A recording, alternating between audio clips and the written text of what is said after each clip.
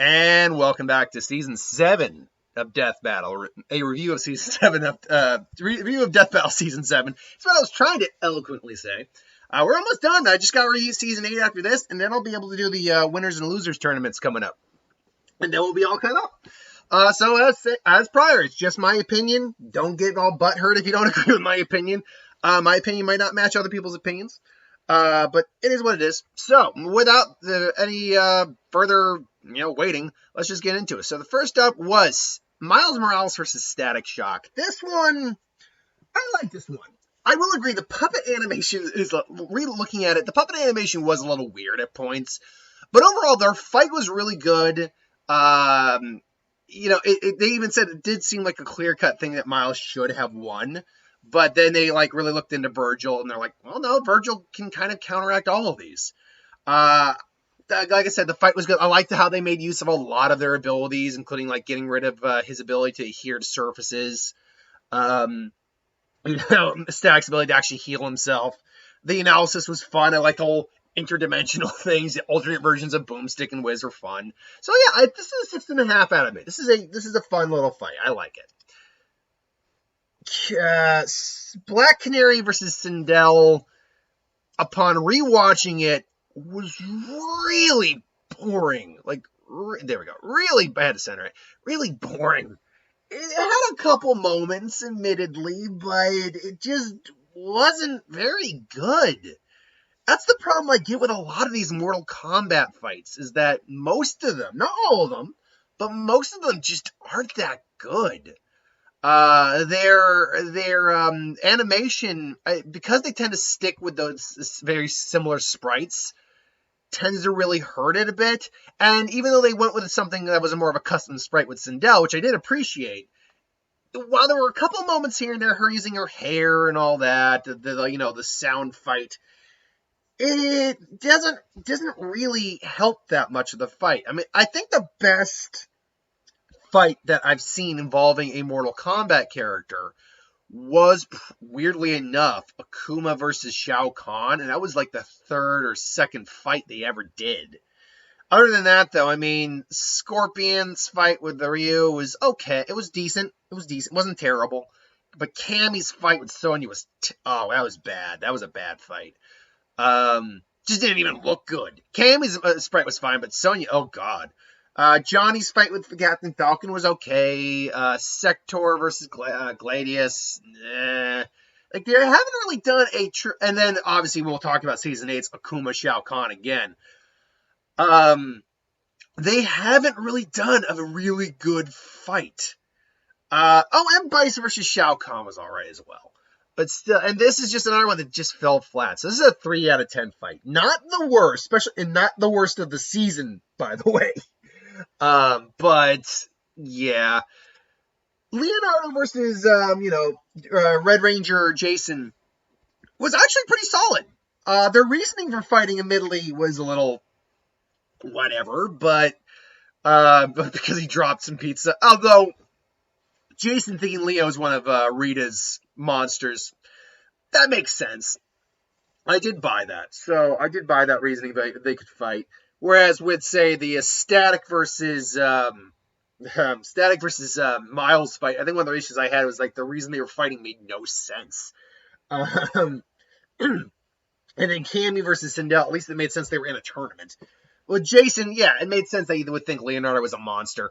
So their fight began, and it's not perfect. It's not a perfect fight. I will say there's some things I didn't quite buy, like the blast of his blaster bouncing off his shell, but whatever.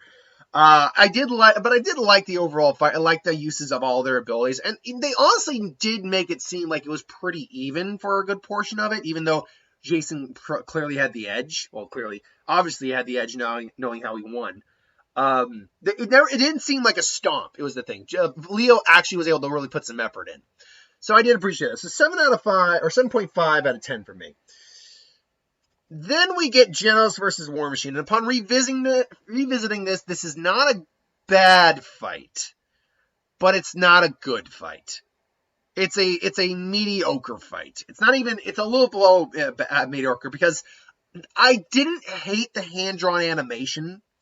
Although it did look off at points. Like, it didn't look quite right, to be honest. But more to the point where I actually had Genos in the fight. In hindsight, I'm like, why did I have Genos in the fight? An Iron Man super god, he has an Iron Man suit, which can usually tank a nuke to the face. So why is that? I don't know exactly why that was. But what I do know is that it was kind of clear as he saw the fight going on that it wasn't going to go in Genos' favor. Like, this felt very uneven the longer this fight went on. And I think that's one of the biggest issues I have with it. Plus, the hand-drawn animation wasn't terrible, but I wasn't expecting it. So, for me, it's a 4 out of 10.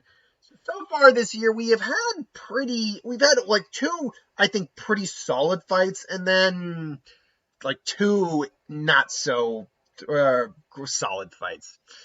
And Gray versus Esdeath didn't really help that. Now, it was a step above Genos versus War Machine, but quite frankly, while they're definitely within personality, I wasn't vibing on this fight very much. It definitely got its moments, Esdeath, freezing time, Gray, surprising her by countering it, her getting her arm cut off, all that, but it just feels so filler.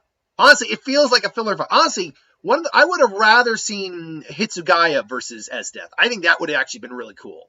That would have been a much cooler fight. I did a Esdeath versus Hitsugaya fight at one point. But Gray, I'm like, I know Fairy Tail's popular and all that, but I don't know. Gray just didn't seem like the right opponent for Esdeath. Either way, whatever. It's a 5 out of 10. It's an average fight. I didn't really love it. So far this season's been pretty lackluster, as I said. But then we get through a stint. We're going to have a stint now of just some pretty top-tier fights. First and foremost, Squirrel versus Machamp is a top-tier fight. The animation is on point. Their analysis, while brief, is really good. The majestically seismic tossing around, like the jokes in the analysis. But the Machamp coming in and just, Machamp, and gets thrown through a wall. You hear him go, Machamp, bust through the doors, and they just kind of boom, boom, blast each other. The only reason it's not a 10 out of 10 fight is because of that damn dab he does. The double dab with his arms, like, oh, God. But I do love it, like, Machamp just gets his arm cut off and just starts beating the living hell out of Goro, and he just gives the thumbs up and just blows him up, and then gets knocked out by the burn from the guy from Goro. Oh, man, I loved it. This is a fantastic fight. Oh, this is such a good fight. 9.5 out of 10. That dab kills it. Kills the perfect score, though. The dab kills it. Then we have Cable versus Booster Gold. Upon revisiting it, I actually like this fight a lot. When you really watch it, it does seem like Booster's not having too much difficulty with him. But I do like that shot where he tries to punch him, and it's just like, you punch like a girl. Just smacks him around. Man, and the death is brutal. It's a really cool death. So I really do like this fight a lot. This was an 8 out of 10 fight for me. I like them traversing through time. They're well within character for each other. Loved it. ObiWan versus Kakashi. This one is a little bit higher. There's some minor animation gripes I have with the fight, but their analysis is straight on point. Absolutely. Kakashi is. I'll say this. One of the things is, this is one of those scenarios where people will complain, well, these guys wouldn't fight, and you're right. These guys probably wouldn't fight, but that's not what a death battle is. ObiWan basically saying, you want to leave me alone and go about reading your book. I will ignore you and go read a book after I kick your ass. I'll admit, that was a little out of left field for Kakashi's character, but ultimately, the whole fight's like, oh, looks like I have the high ground now. It's a good fight. It is a really good fight, and they do make it seem pretty even for a while. Although, ultimately, ObiWan, we know, won. And how he just sliced Kakashi in half. Oh, man. I will also say the lightsaber effect, believe it or not, I had a little issue because it looked like, at points, just like a cut-off square. They weren't able to round it for some reason on the tip of the blade. So, I don't know. But 8.5 out of 10 for me. I like that a lot. Danny Phantom versus Jake Long. Again, the puppet animation, I'll admit, that was, re-looking at it, I'm like, ooh, this is a little cringy. But afterward, especially once it gets out of the museum and they're in the sky, it's actually a really fun fight. And I like the fact he does kill Jake and then suck him up into the Fenton Thermos. I love that. 7 out of 10 fight. I really actually like this fight a lot. Hero versus Wonder Woman. I'll admit, first off, I'm kind of getting bored of seeing Wonder Woman on. This is the 3rd time she's been on here. But whatever. It's not like I'm like not bored with other characters, but for some reason Wonder Woman, yeah, I'll admit, I'm kind of just getting bored of Wonder Woman. I'm not bored of Thor, surprisingly. He's only been on here twice, but Wonder Woman's been on here 3 times. I'll admit too, I can never get truly bored of Batman, but I am just getting a little tired. Batman's been on this damn thing 4 times, not even including Terry. Oh God. Anyway, I digress. Wonder Woman versus She-Ra looks nice. Their analysis is fine. I always hate, by the way, I don't like the atoms cutting feat, the splitting the atom feat. I don't like it because it's kind of like what I have an issue with the Superman lifting Spectre or holding the Book of Infinite Pages feat.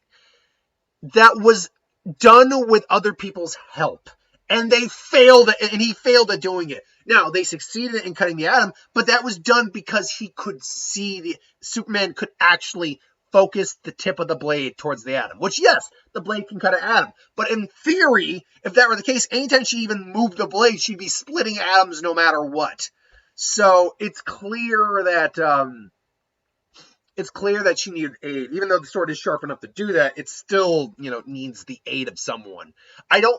This cutting atoms feat, I don't know. I don't love that feat whenever you use it. And the Shattered God feat, by the way, I get bored with the Shattered God feat. Like, I think they hype Wonder Woman a little too much.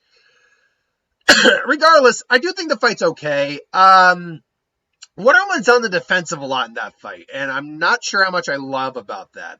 Although I do like the fact they acknowledge She-Ra was actually the physically stronger of the two. But I don't know. The death also, I'll agree, the death is just kind of, oh, okay, that happened. Moving on. I don't know. It's kind of missing a lot. It's not terrible. It's a 6.5 for me, but whatever. Beerus versus Sailor Galaxia, on the other hand, this is like a near perfect fight for me, man. I love this one. Where is Beerus versus? Beerus versus Sailor. Sailor Galaxia. Now, not near perfect, but close enough. Again, there's some effects, animation work, particularly on Galaxia when she's talking. That looks off. But like, I like the way the fight is set up when he's just enjoying his ice cream and she just blows up and says, "Oh, so you have chosen death." And then of course he gets one of the best finishing lines of an entire death battle. I was like, "Now you're catching on. I am the impossible best, one of the best kill lines ever." And that was for my ice cream. I love this. Is just they are perfectly within character for each other. The fight the way it goes is makes perfect sense. I just dig this fight so much. I think though there's some animation issues for me, absolutely. But honestly, it's like an 8.5. I love this fight. I really do. This is one I will go back and I can't go back and rewatch because I couldn't rewatch. Luckily, I vividly remember it. I can't go back and rewatch it because I think there was a copyright issue for a lot of people, or for DeathBattle, so you can't do it. At least not in my country, you can't. Zuko versus Todoroki gets a lot of shit. And upon rewatching it, you're not wrong. I don't think it's god-awful, and it's got its moments. I like the fact they kind of look at each other as like, we're the same. He looks just like me. I do like that. But when you actually, first off, they don't even give you the ice feat until after the fact. So you already know Todoroki's probably got a solid edge in winning the fight. I do like him calling Zuko the Fire Daddy, though. That's kind of funny. And the reason for the fight is kind of stupid, but it is what it is. But honestly, I still don't know if I agree with Todoroki winning the fight, first off. Because like, oh yeah, he's handled with Stain. It's like, no, he didn't. He went toe to toe. He kept his distance with Stain. He couldn't beat Stain in a 1-on-1 fight. Because Todoroki's not a physical combatant, and he struggled with Midoriya too. Anytime Todoroki fights, it's not with hand to hand. It's with his quirk. So I don't get the logic they had in that entire fight. For it's like, oh yeah, sure. And the whole scaling his speed feats to Kaminari, like, that's actual lightning. He's like, how? Like, there's no indication that's real lightning. I mean, there's no indication it's not either, but how? I don't know. The logic behind why Zuko lost, I wasn't a big fan of. The usage of ice is just kind of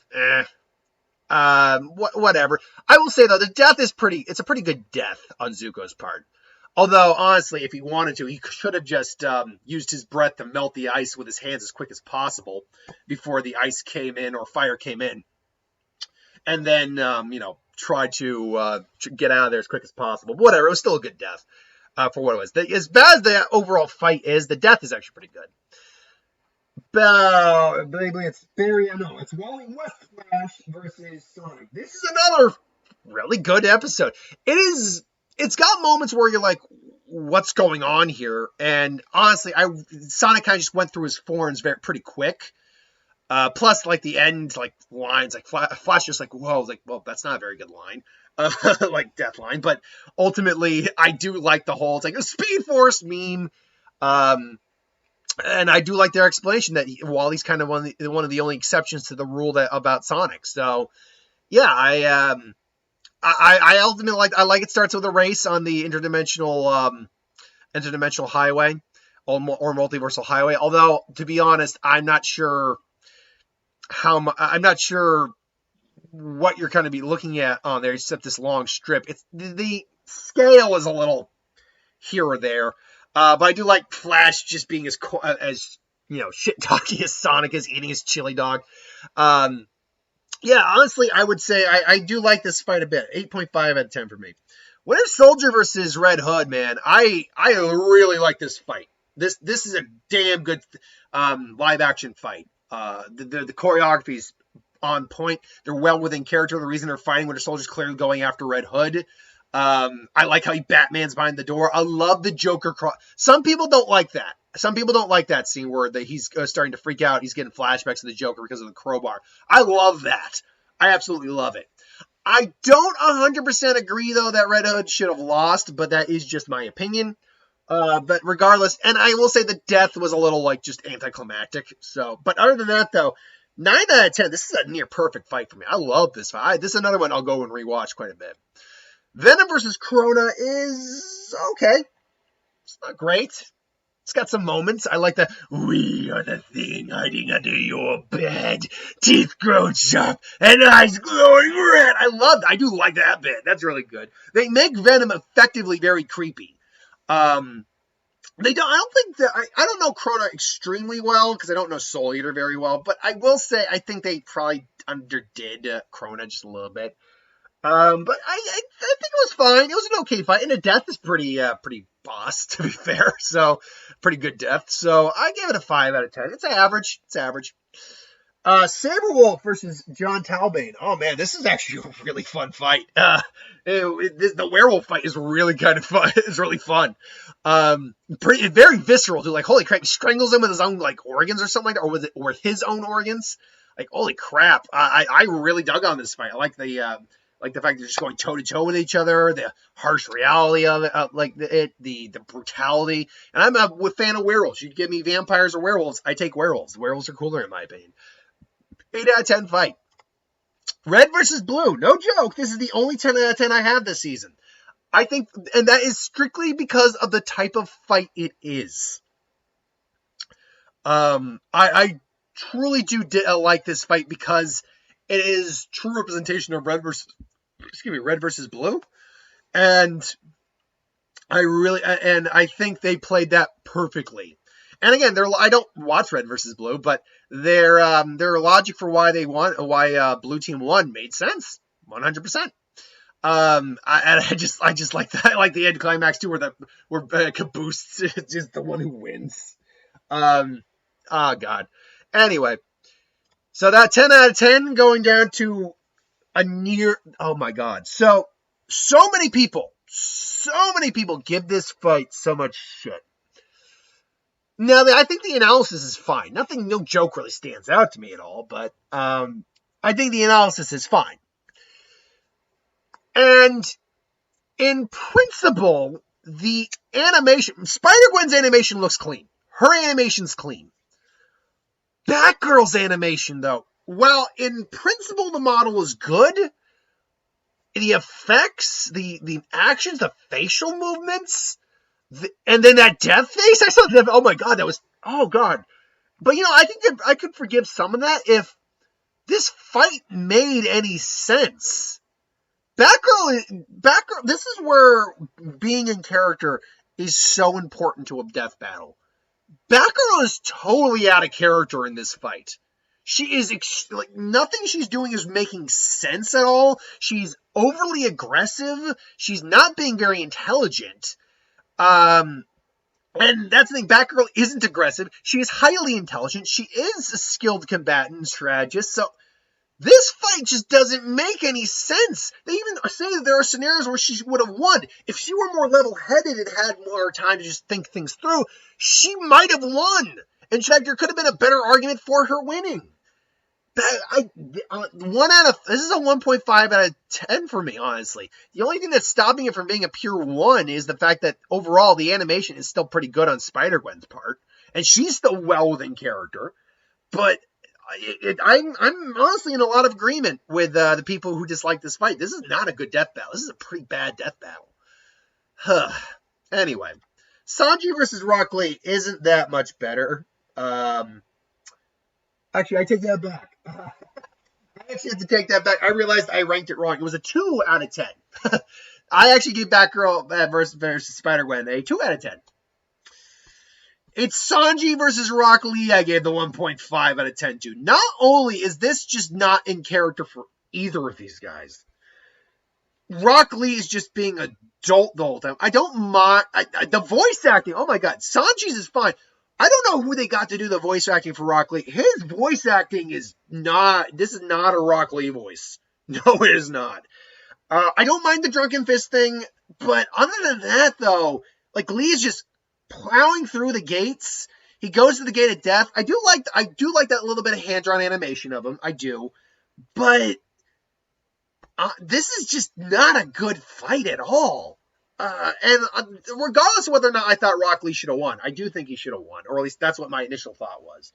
But regardless of whether or not you think Rock Lee should have won, I don't care so much if the person I'm rooting for loses. I care about representation in a good fight, and both weren't here. Sanji, from what I can tell, was fine. The little I know about him, but Lee was just so not within what he should have been.